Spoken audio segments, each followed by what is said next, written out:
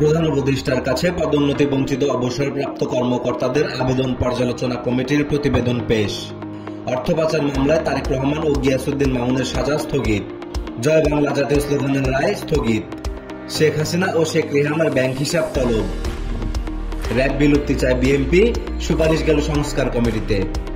50 বছর ধরে কর অব্যাহতি দিয়ে বহু শিশু লালন করছি, আর কত, বললেন অর্থ উপদেষ্টা। কলকাতায় গ্রেপ্তার আওয়ামী লীগ নেতাদের বিরুদ্ধে ধর্ষণের অভিযোগ সঠিক নয়, জানালো মেঘালয় পুলিশ। দিল্লিতে বাংলাদেশ হাইকমিশন অভিমুখে আরএসএস সমর্থিত মিছিল। ব্যাংক বাঁচাতে টাকা ছাপানোকে আত্মঘাতী বলছে আইএমএফ। হত্যা চেষ্টা মামলায় জামিন পেলেন শমী কায়সার। 17 বছর পর ফিফা বিশ্ব একাদশ থেকে ছিটকে গেলেন মেসি। বিজয় দিবসে কনসার্ট করবে সবার আগে বাংলাদেশ। দৈনিক বায়ান্ন, স্বাধীনতার পক্ষের দৈনিক।